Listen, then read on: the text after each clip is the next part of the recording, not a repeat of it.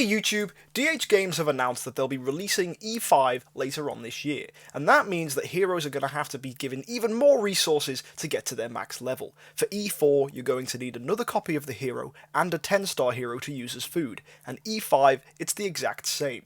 Now this means it's going to be a little harder for people to reach endgame, and you're going to need a lot more resources to take your heroes to their max level. It means that you're going to have to spend a lot more time playing the game to progress. New players might find this change a little daunting, but this does kind of happen every year. E3 came out last year, E5's coming out this year, 10-star came out earlier. These changes will continue to happen. It's nothing to be surprised about, and it just means that there's a little more content later down the line for you guys to do, and a lot more waiting and a lot more events to get excited for. Now this will give Wales an advantage. Of course they're going to be able to get to E5 before we can, but I wouldn't worry too much about that. What I'd like to discuss today is the future of my team and what I'm going to do to take on the E5 challenge that's coming our way. So if you want to do another Let's Build video like we did with Horus, that's what we've got here guys, so sit back and let's get straight into it.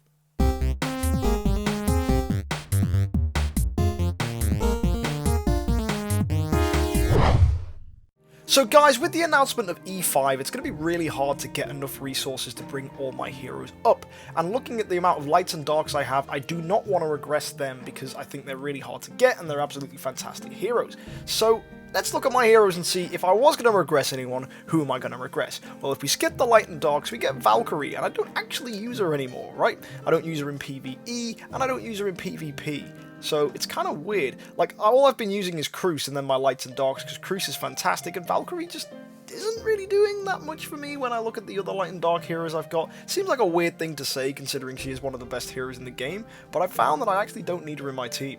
Horus I'm going to definitely keep because I need him for PvE, and Michelle, if I bring her up, that's a good versus evil aura.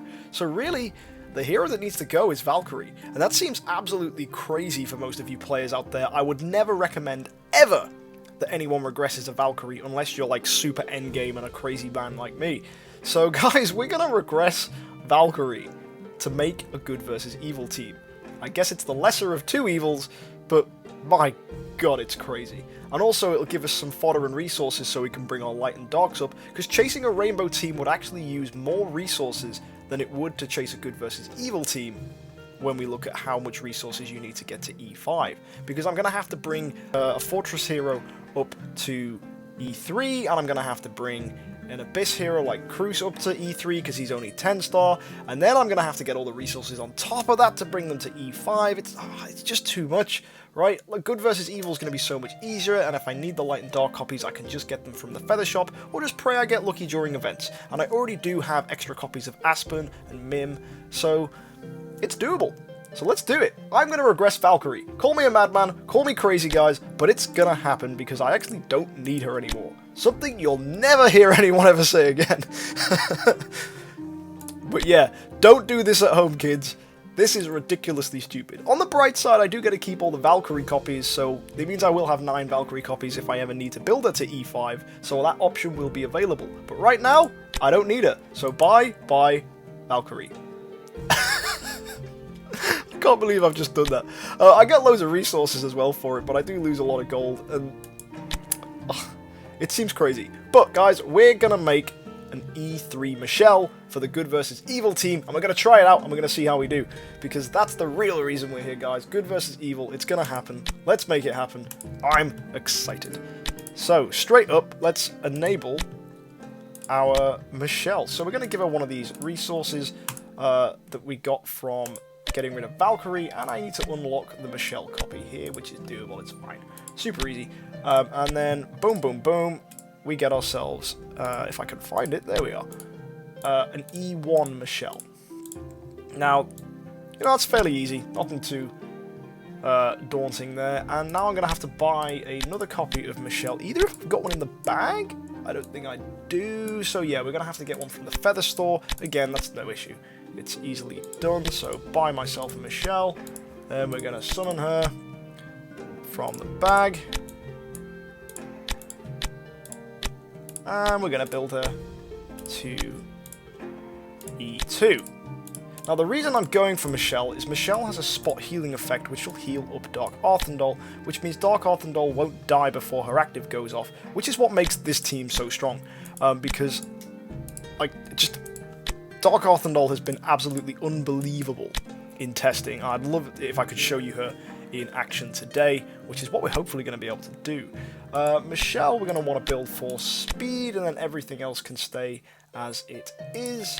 And then we're going to, of course, want to build her up. We can give her the ranger armor we took from Valkyrie. We'll give her magic source, which will mean her active goes off. She's already built for speed. So we got a nice, fast Michelle there who can not only heal, but she'll also be able to provide some really strong stun CC. So there you go, guys. Good versus evil team. Let's go. Let's stick it in. And let's see how we do. So first thing I'm going to do is put the team into the oh, look at it there, the aura. Oh, it's so exciting. Right, and let's see who we can kill. Let's see who we can fight, right? So let's start with my dear friend Crush here. And Crush is running the team I was running before I added Belrain to my lineup. He's running Mim, Ada, Cruz, DA, Valkyrie, and Aspen. Really solid team, and very, very nice indeed. But let's see if we can beat him. Now, a lot of our heroes do have energy artifacts, which is really helpful, because we've got energy on Belrain, so she can buff up our team. We've got energy on Michelle, so she can stun. Then, of course, DA gains energy. We've got a reduced damage Magic Stone Sword with Mim, and then Ada's also got energy. She's got the Demon Bell, and Aspen's running, I believe, actually I need to go check. Aspen should be running the Candy Cane. Oh, he's not, actually. Okay, so we're going to quickly make sure that Belrain is given the magic source, and we can give Aspen the Candy Cane. But I was trying Fearless Armor out on him earlier just to see if the reduced damage would help. The results were inconclusive. It requires a little more testing. But yeah, let's go find Crush and fight him and see how we do. So here we are against Crush. Let's see how we do. Definitely got to put Michelle in there. Probably best to put Michelle in slot 1 and Mim in slot 6. Yeah. So, let's see how we do. I'm quite nervous. So, will Michelle spot heal or DA? No, she didn't. So Michelle wasn't. So DA wasn't actually the lowest health hero. DA petrified the Ada there and the Valkyrie. Very nice. And Michelle's back alive. And oh man, that poor Valkyrie can't do anything against this team. Dead. Oh, brilliant. And let's see who was doing the biggest damage there. Wow, okay. Ada and DA are up ahead. Mim definitely showing why he's a good hero there as well. Aspen didn't really do anything. Huh. Cool. Let's try that one again. But this time we're going to go against King Goats, if I can find him. Because he's the top of our server. So if we can beat him, we can beat anyone. And he's running double Ada, double Aspen. So can we beat him? I don't know. I'm quite worried. But he's got a Michelle as well. Hopefully, oh, come on, if our Michelle can heal our DA, yes she did. Is it enough to keep her alive? Oh, it might be. Oh my word! Oh, wow! DA! That was so good! So if you want to know how that DA is built, she's got a crit stone, and she is using Antler's Cane. And if it wasn't for that healing from Michelle, she would have died. And oh my god! 50 million! Jesus Christ, I love this team. Because she's already getting the buff from the aura, she gets added crit from Michelle, she gets healed from... Oh, this team's so good. Oh wow, that was crazy. Let's go again. Same guy. Can we repeat that? I have no idea.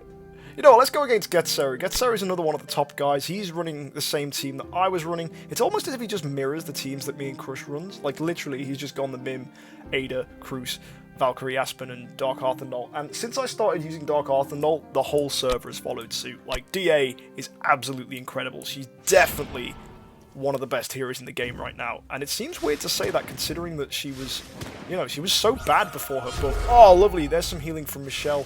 Healing up on Dark Arthindol. And oh, my fuck! Dark Arthindol, what a machine, man. She's so good in this aura. And this lineup is completely built around her. Because you've got the buff from Belrain, you've got the buff and heal from Michelle, and then you've just got Mim and Aspen to support. Oh, it's just so good. And Ada, of course, being one of the better heroes. But look, she's just dwarfed by Dark Arthindol. Like, we don't even need Ada. Oh, DA, you're so good. Oh, man, I could just do this all day. This is so fun. Oh, God. But yeah, this team is just... Oh, it's so good. Come on, Michelle, heal up Dark Arthindol now. There we go. And so Dark Arthindol's not going to die. No, she's been petrified by his Dark Arthindol. Oh, that could be curtains, guys. Unless she wakes up. Nah, she's dead. That's a real shame. I think that's the biggest weakness for DA is how she responds to CC. Like, if she didn't get CC'd there, we'd have completely blown him out the water. But, you know, a loss is fine. We can take that. Like, it happens, right? But if the DA survives, like, this team is completely centered around DA. This whole lineup I completely built around Dark Arthindol's buff. Oh, no, she's CC'd again. Come on, wake up, DA. I think she's gonna die. Yeah, okay. So you can tell that this team's really reliant on Dark Arthindol to succeed, and I think maybe this is a double Ada team, right? It's gonna be super consistent, and his Dark Arthindol actually popping off there as well. So I've got that to worry about. Like, his team does have a lot of CC. DA did absolutely nothing, but you know, we can try again. We can see if we can beat him. Like, we've won once, we've lost twice, so you never know. And to be fair, we could hardly beat this guy, like, beforehand, so, I mean, it's still a win for me. Alright, DA's back up again. She's not petrified by the opposing DA, which means she's going to completely wipe this enemy team right down. Yep, all of them dead. Like, oh, I love it. I love it so much. It's so fun to watch. So yeah, basically the future of my team is going to be just to build this team up all to E5. I'll probably go with the Dark Heroes and Ada first, and then let Michelle and Belrain come up second. But really, it's just fun to see. Like, I haven't had a good versus evil full max D3 team before, and oh my god, it's incredible. Like, she can take hits from both Adas and then get healed up by Michelle and still not die, and which means she's had so many buffs, which means when she goes off now, she kills the entire enemy team. Like, it's so good! It's so strong! Oh my god! Ah, well, there you go, guys. That's my new team. Good versus evil. We're running Mim, Aspen, Ada, Michelle, and of course, Dark Arthindol. And we'll just look at them stats once more. Look at those numbers! DA, honestly, best hero in the game. I mean, no, Ada's the best hero in the game, but, like, DA, come on, man. She's such a sleeper hero. People really need to start using her. Like, she is good. She's really good. So, yeah, the team, as it's built right now, we've got Ada, who is, basically, she's got the legendary skin. We've given her a Speed Stone and Demon Bell, like super standard mage gear. It's exactly as you'd expect. Belrain is running speed and energy, because we're not using Belrain for her healing, we're using her for her buff. We want her to make Dark Arthindol, Mim, Aspen, Ada as strong as we possibly can. Belrain is here to support them and make them stronger, not necessarily to heal. When she dies, that's when she'll do her healing and keep everyone alive. The real big healer champ is going to be Michelle, who's, thanks to her speed, she can outspeed Dark Arthindol, and with the energy artifact, it means she can straight up heal our DA, who's going to be the squishiest and take the most damage, and that means then, DA will have a crit buff, she'll have a little more health so she doesn't die, and then she'll do the kind of burst damage you saw earlier.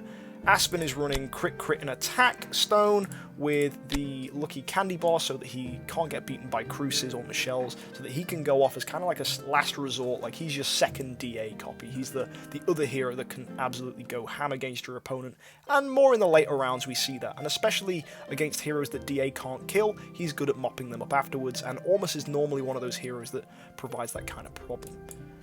Mim is running attack stone with the magic stone sword, so we're going to max out on damage with Mim, so if DA doesn't kill all of them, she'll probably kill a couple, and then Mim will finish them off with his final passive, which kills opponents as other opponents die. And then, of course, Dark Arthindol is using the Antler's Cane, which ups her precision, which means that will boost her damage.